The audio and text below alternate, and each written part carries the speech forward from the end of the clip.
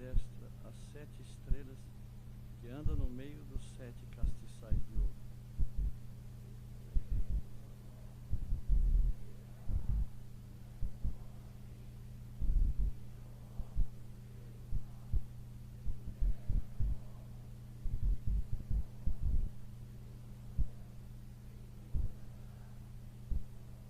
E sofreste, e tens paciência, e trabalhaste pelo meu nome, e não te cansaste. Uma oração? Feche teus olhos.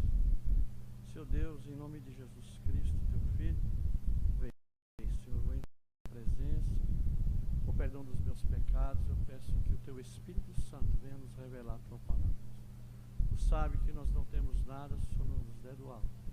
Revela-nos, ó Deus, querido, aquilo que precisamos ouvir da tua parte nesta noite, e faça com que saímos daqui melhores do que entramos, um pouco mais edificados do que entramos, para a glória do teu nome, Pai. Em nome de Jesus, nós oramos agradecidos, Pai. Amém. Pode sentar, irmãos. Glória a Deus. Eu quero compartilhar aqui alguns pensamentos que eu anotei aqui a respeito desse texto, um texto muito rico. Nós encontramos muitos ensinamentos.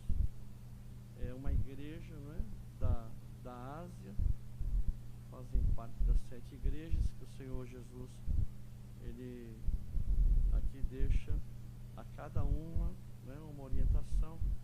E nós vemos aqui uma igreja, né, que nós vemos pelo contexto que não existia uma igreja mais ortodoxa do que a igreja em Éfeso, né?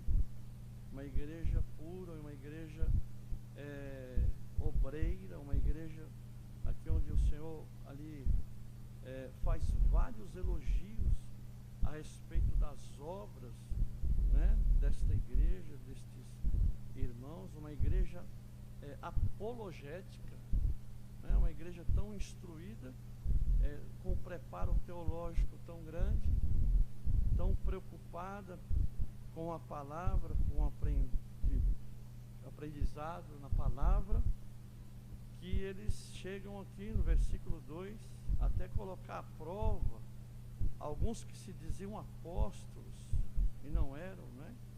Combateram aqui os nicolaítas.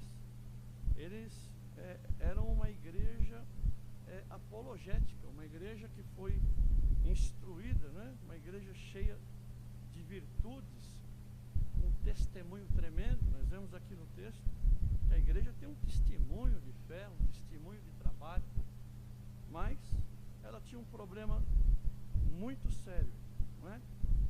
E nós vemos que esta igreja, ela nasceu aqui através de Paulo. No capítulo 19 mostra aqui o florescer desta igreja, no capítulo 19 de Atos, quando da segunda viagem de Paulo, ele começa ali a plantar a igreja em Éfeso. Ele se dedicou, não é? Dando ali um curso de 3 anos, um curso, não é, de 3 anos de teologia. Paulo, no versículo 31 do capítulo 20 de Atos, ele diz: portanto, vigiai, lembrando-vos que durante 3 anos não cessei noite e dia de admoestar com lágrimas a cada um de vós, né? No versículo 27 diz: porque nunca deixei de vos anunciar todo o conselho de Deus. Paulo se dedicou de forma tremenda a esta igreja no capítulo 1 aqui da carta aos Efésios. Você vê aqui o nível, né, que esta igreja tem. No versículo 3 diz: bendito o Deus e Pai de nosso Senhor Jesus Cristo, o qual nos abençoou com todas as bênçãos espirituais nos lugares celestiais, como também nos elegeu nele antes da fundação do mundo, para que fôssemos santos, irrepreensíveis diante dele em amor, predestinou para filhos de adoção por Jesus Cristo para si mesmo, segundo o beneplácito da sua vontade. Então você vê que estes homens, eles andavam em regiões celestiais. Estes homens, eles eram abençoados, segundo o texto aqui, com toda a sorte de bênção, não é? Eles tiveram aqui o privilégio de serem instruídos pelo próprio Paulo.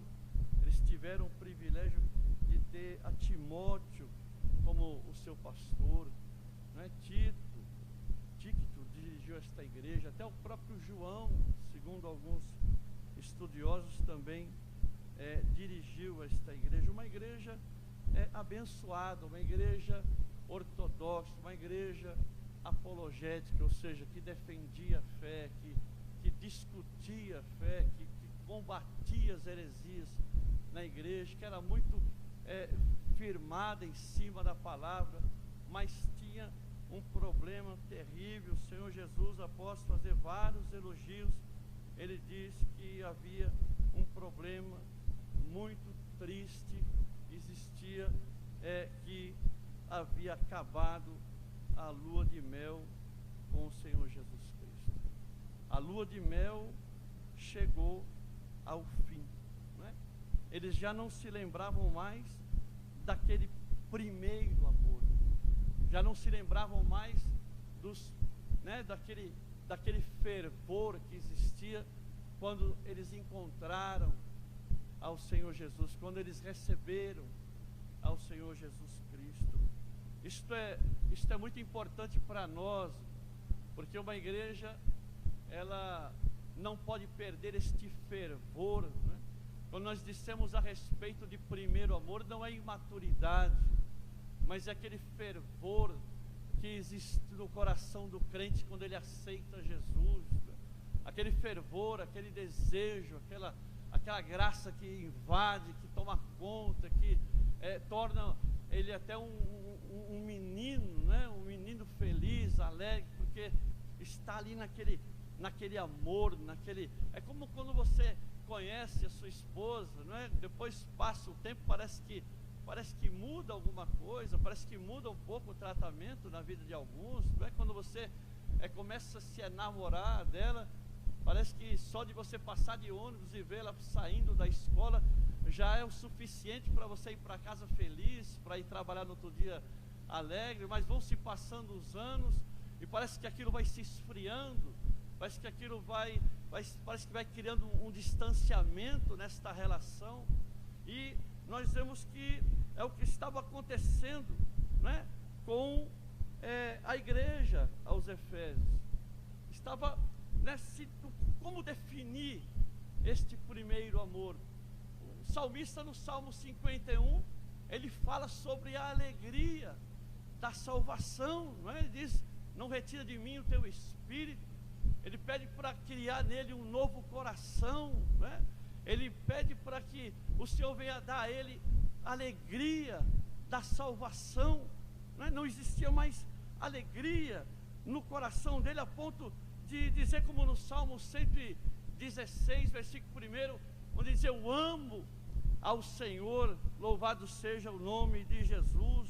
A pessoa muitas vezes ela vai deixando estes primeiros passos, vai deixando este amor, aquele que vivia em regiões celestiais, aquele que participava da bênção de Deus, da presença de Deus de forma tão fervorosa, tão forte, tão abençoada, e um toque do Espírito Santo, um hino da harpa era suficiente para ele se aquebrantar na presença de Deus, para ele chorar na presença de Deus. Não precisava de muita coisa para ele se jogar aos pés de Jesus.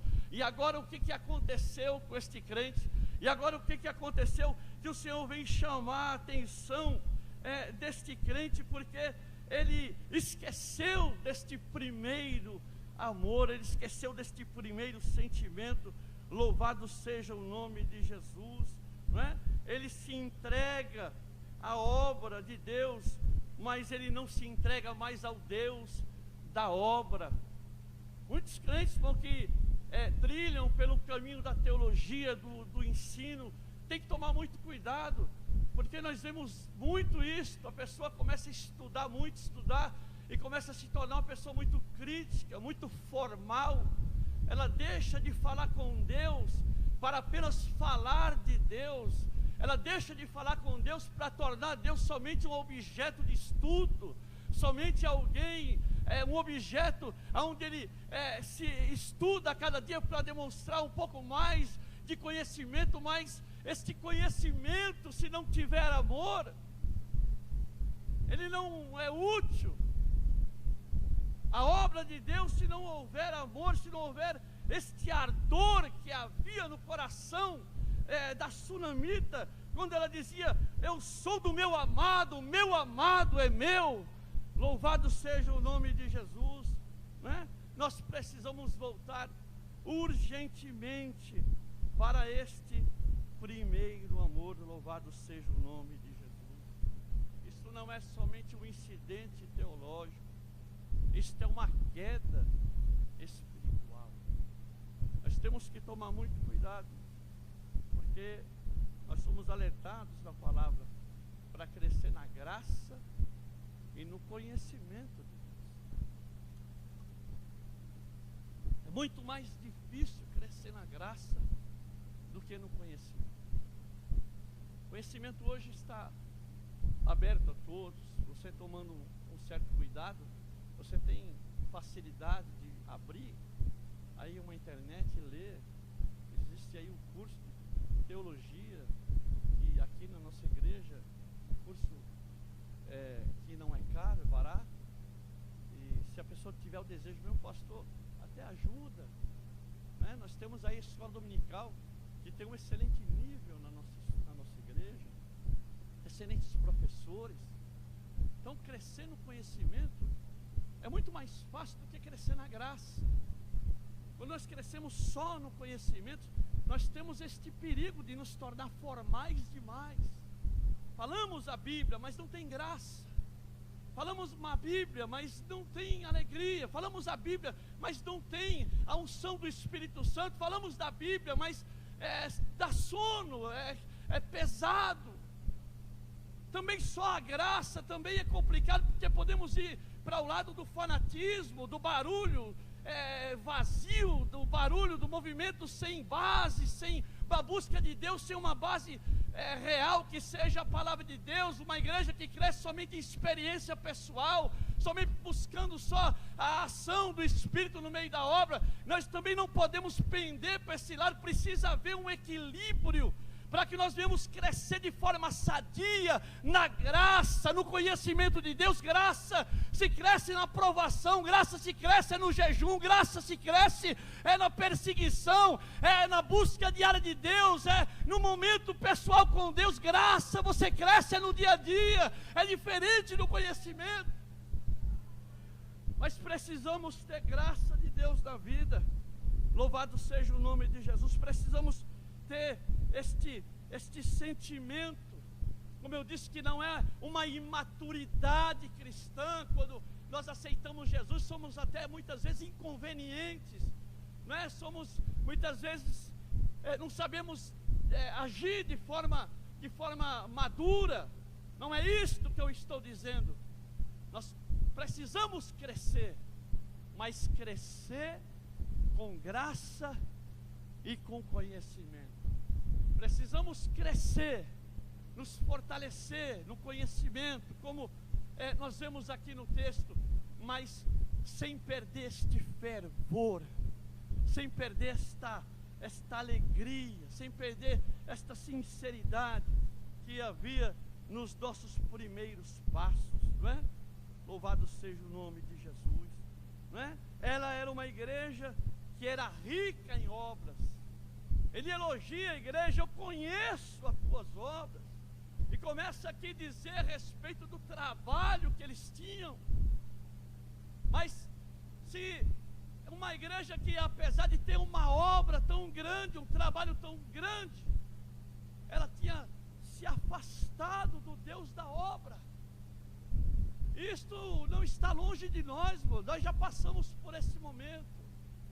Se nós não vigiarmos, nós estamos em risco de fazer isso todas as vezes. Nós podemos até figurar isto usando o texto onde fala de Marta, que estava procurando fazer uma série de coisas, fazendo lá, preparando, quem sabe, um almoço muito bom, e Maria estava aos pés de Jesus, e Marta ali estava, até murmurou de Maria, disse: o senhor não se preocupa, eu estou aqui atarefada, ela está aí, e não me ajuda. E Jesus disse: Marta, você está preocupada com tantas coisas, mas na verdade ela escolheu a melhor parte, ninguém pode tirar isso dela. Irmãos, às vezes se nós não vigiarmos, nós entramos por este caminho.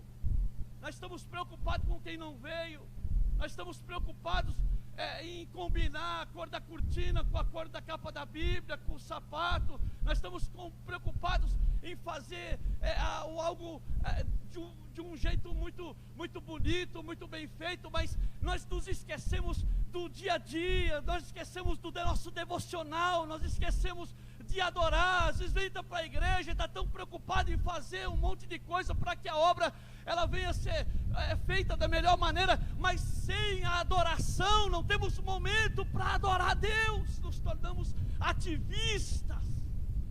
O amor ativista é um perigo, sempre está próximo de nós. Temos que tomar cuidado, porque eles eram cheios de obra, mas já não estavam mais próximos do Deus desta obra. Meu irmão, se a fé, se a obra sem fé, a Bíblia diz que ela é morta, imagina a obra sem amor. Paulo disse que ainda que eu desse todo o meu dinheiro, capítulo 13, 1 Coríntios, ainda que eu desse toda a minha fortuna para os pobres por causa da obra, ainda que eu desse o meu corpo para queimar por causa do Evangelho, mas se isso não fosse por amor, não tem valor nenhum. Posso falar a língua dos homens, posso falar a língua de anjo, posso pular num pé só, posso fazer o que eu quiser, mas se eu não fizer isto por amor, então isto não tem valor nenhum. É como somente um metal que soa, um barulho qualquer. Isso é forte, isso é tremendo, meu irmão.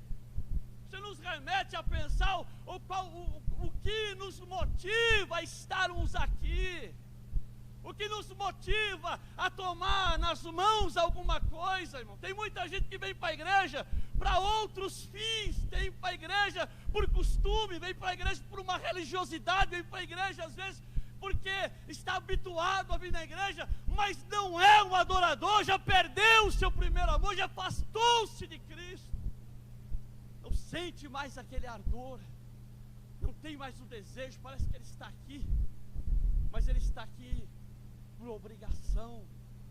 Ele não tem mais alegria que existia no coração do salmista, quando ele disse: uma coisa eu pedi e eu a buscarei.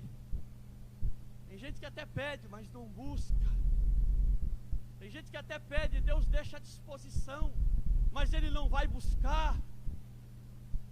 Eu me alegrei quando me disseram: vamos à casa do Senhor. Eu já estava alegre. Às vezes a pessoa vem por obrigação, vem porque tem que vir. Hoje é dia de doutrina, se eu não for, o pastor vai pegar no meu pé, ainda que o pastor Bittencourt não faz isso. Mas não é este o motivo que tem que nos trazer a fazer a obra de Deus. Então isso nos chama a atenção para nós pensarmos qual é a motivação que eu tenho. Porque Paulo repreendeu aos filipenses, dizendo: não façais nada por contenda, porque um está fazendo por contenda, outro faz por vanglória, buscando glória para si mesmo, outros faz por dinheiro. O que importa é que seja pregado o Evangelho. Estão pregando, mas isso não significa que ele estava dizendo que aquilo era bom. Está pregando o Evangelho, mas por contenda, por vanglória. Qual é o motivo que nos trouxe aqui nessa noite? Se for para adorar, abre a boca, levante a tua mão e dê um glória para Jesus. Só os adoradores, só quem entrou aqui para adorar, adore a Jesus se você puder. Louvado seja o nome de Jesus.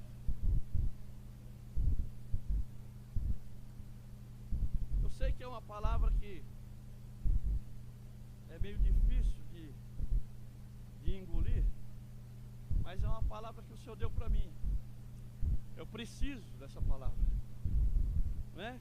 Eu sei que é difícil, mas não há obra mais elevada do que uma obra onde nós amamos ao Senhor em primeiro lugar, não é?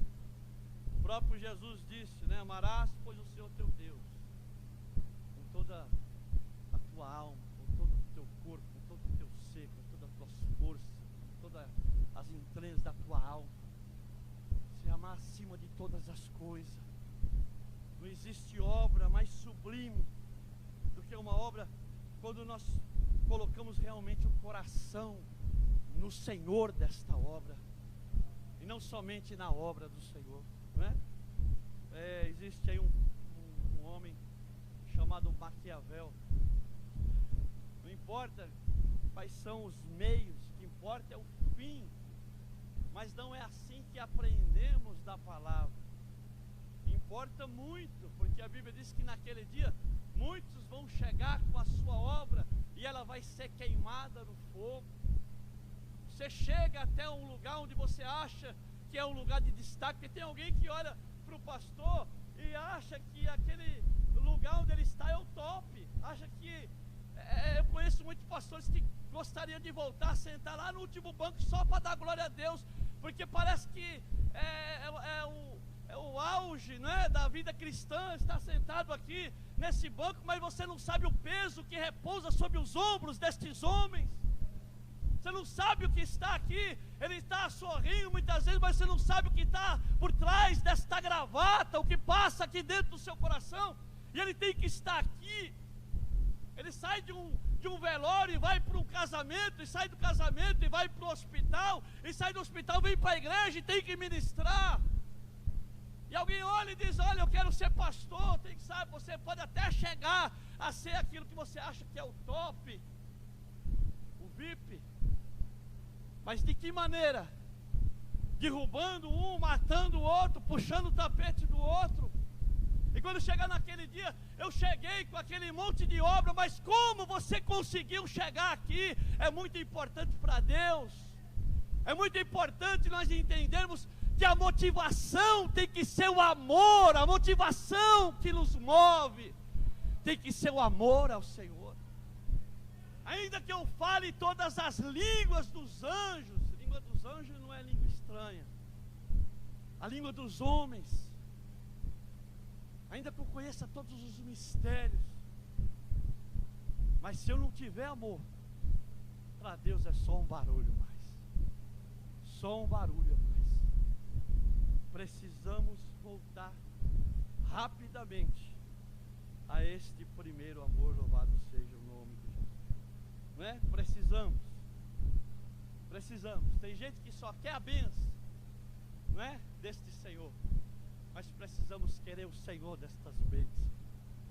Poder dizer como Abacuque disse, não é? Que ainda que mirrasse tudo, todavia ele estava olhando para o Senhor, esperando naquele que criou os céus e a terra. Como diz o hino, se ele fizer, ele é Deus. Se ele não fizer, ele continua sendo Deus. Se ele te curar, ele é Deus. Se ele não curar, ele continua sendo Deus.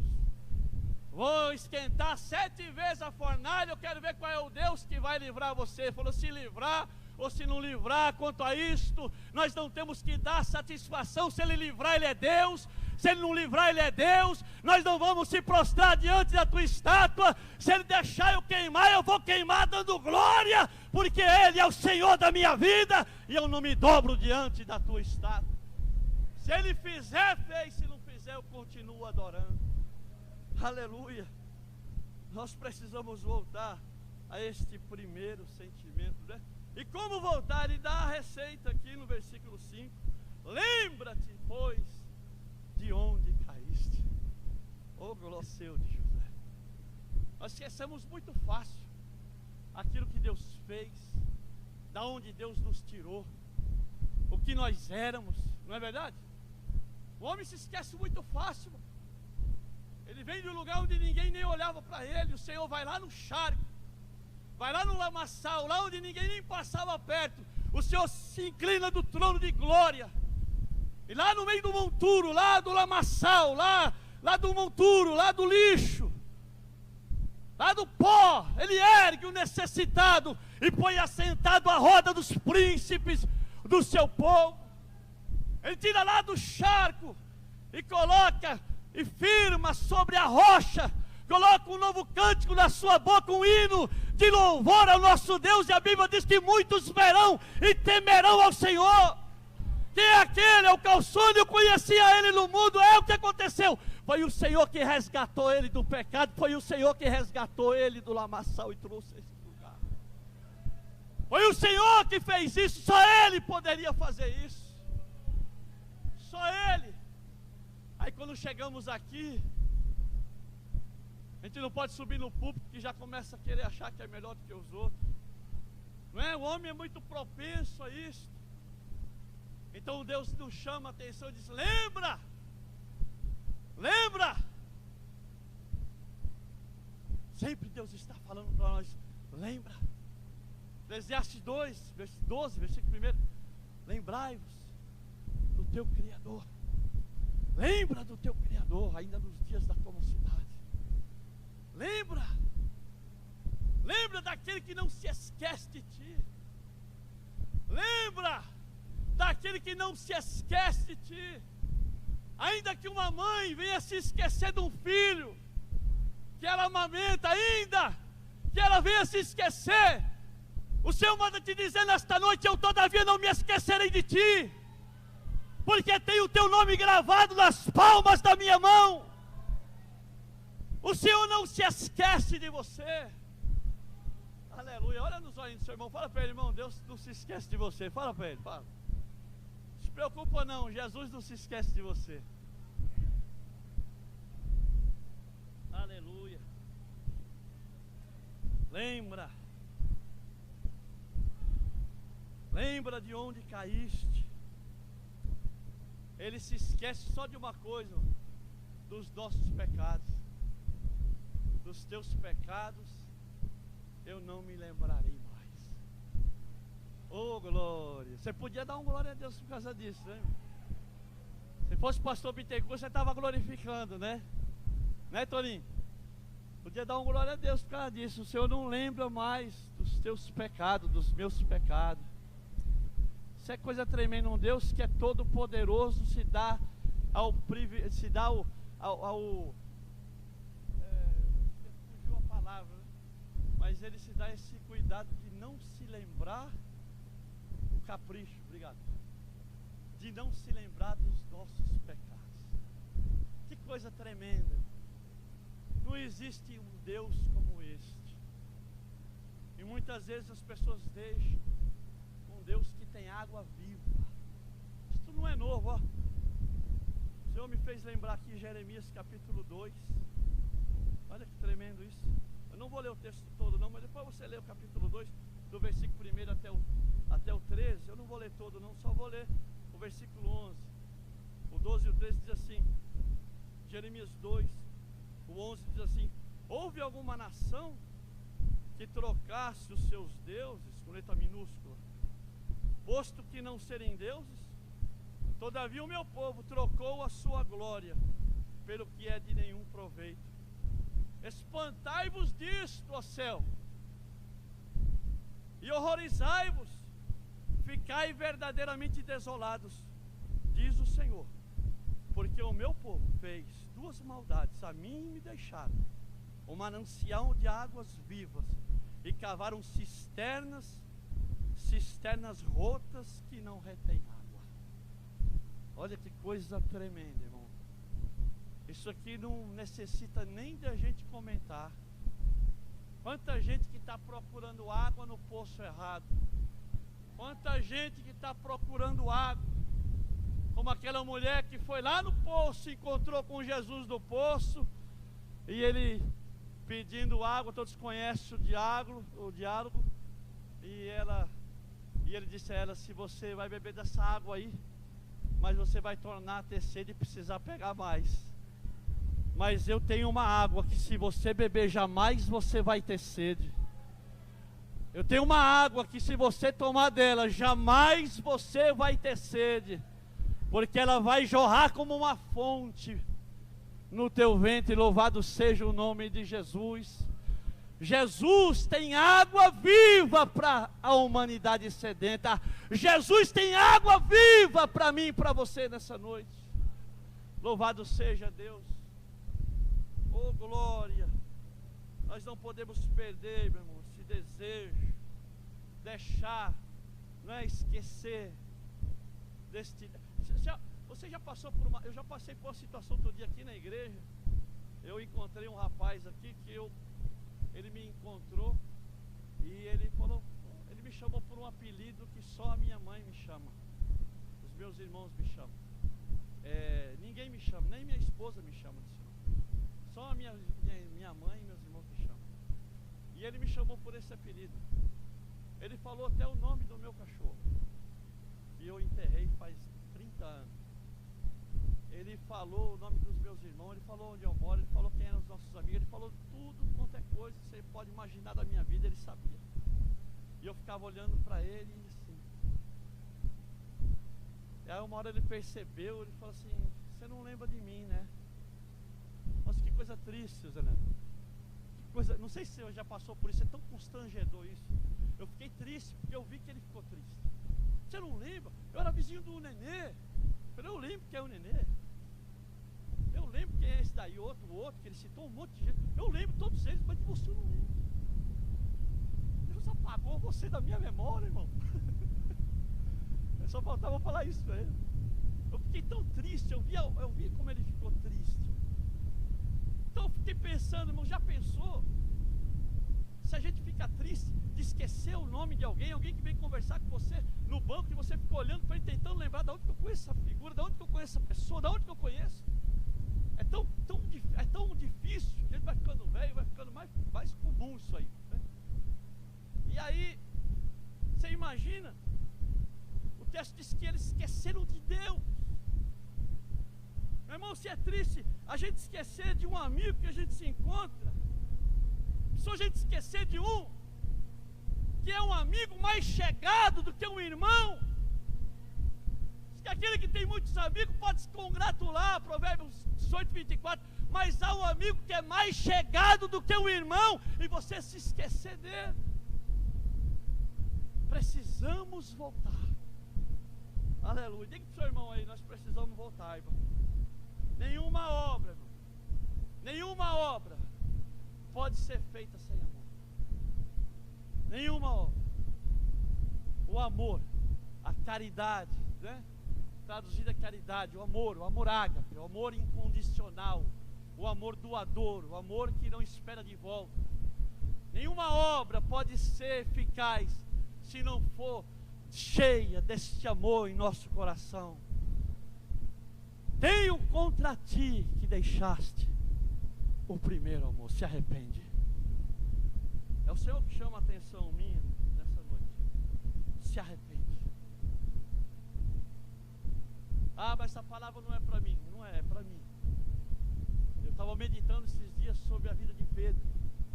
Quando Jesus chegou a ele e falou, lá no capítulo 22 de Lucas, falou para ele, Pedro, o diabo, Lucas 22, 31, 32, diz que o diabo pediu para cirandar com você, como uma peneira, né, o trigo na peneira.